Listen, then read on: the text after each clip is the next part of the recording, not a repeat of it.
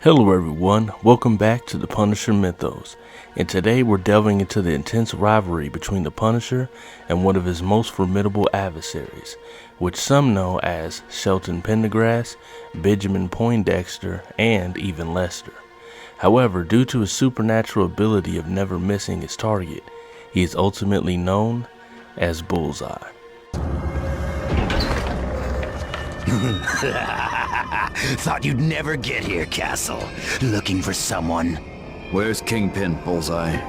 The big guy can't see you now, Castle, but I've made room for you in my schedule.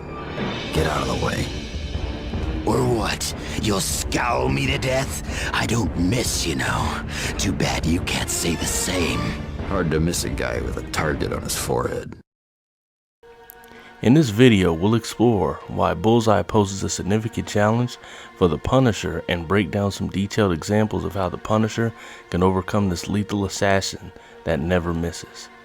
But before we jump in, don't forget to hit that like button, subscribe, and let's get started. Bullseye, the expert marksman with an uncanny ability to turn anything into a deadly weapon. His lethal precision makes him a force to be reckoned with, and it's one of the key reasons why he's a formidable foe for the Punisher. Whether it's throwing playing cards or turning a paperclip into a lethal projectile, Bullseye's accuracy is unmatched. But it's not just Bullseye's physical prowess that makes him dangerous, it's his psychopathic nature. This nature was shown when he was very young. Due to his impeccable aim, he became a talented pitcher with the perfect pitching record and was on the path to become a Major League Baseball player. However, he became bored and turned to an abnormal form of excitement by killing a batter who mocked him with a baseball. Moreover, Bullseye doesn't just want to defeat his opponents, he wants to break them mentally. This psychological warfare adds an extra layer of complexity to any confrontation. Another factor that makes Bullseye a challenging adversary is his adaptability and unpredictability. An example of this is shown through his acrobatic abilities, which are humanly possible to emulate. The reason why is because his bones are laced with adamantium, and what makes him even more dangerous is that due to proper implantation by Lord Darkwind that included a special herb, it prevents his body from being destroyed by the adversarial effects of adamantium. He can also switch between different weapons seamlessly, keeping his opponents on their toes. This constant change in tactics can make it difficult for even the Punisher to anticipate Bullseye's next move. Now, let's explore some detailed examples of how the Punisher can beat Bullseye. Remember, it's not just about brute force, it's about strategy and exploiting weaknesses.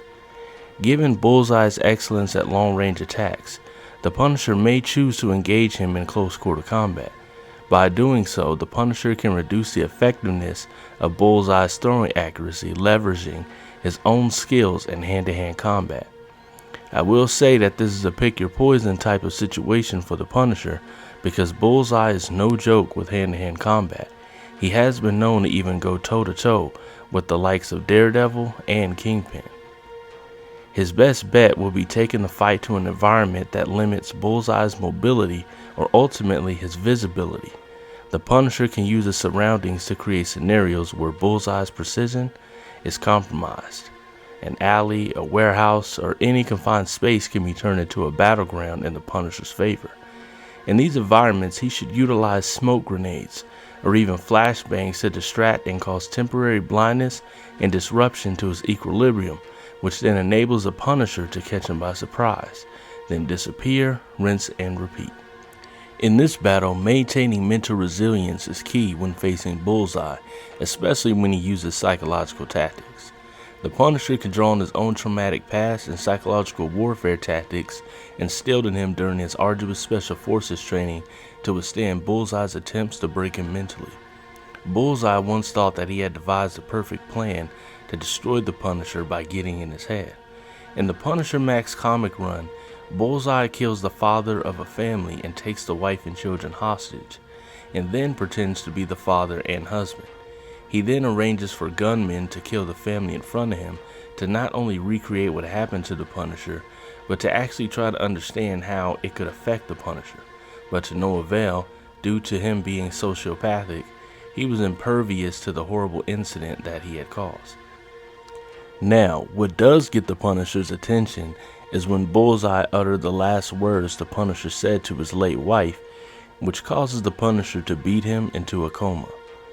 Of course, the Punisher isn't satisfied with leaving Bullseye comatose, so he finds out where Bullseye is located and then neutralizes him. So there you have it, Bullseye, with his lethal precision, psychopathic and sociopathic nature, and adaptability, he is undeniably a formidable foe for the Punisher. However, by employing strategic thinking, utilizing gadgets, engaging in close combat, and taking advantage of the environment and maintaining psychological resilience, the Punisher can turn the tables and emerge victorious in this high-stakes showdown. Thanks for joining me on this exploration of the Punisher's battle against Bullseye.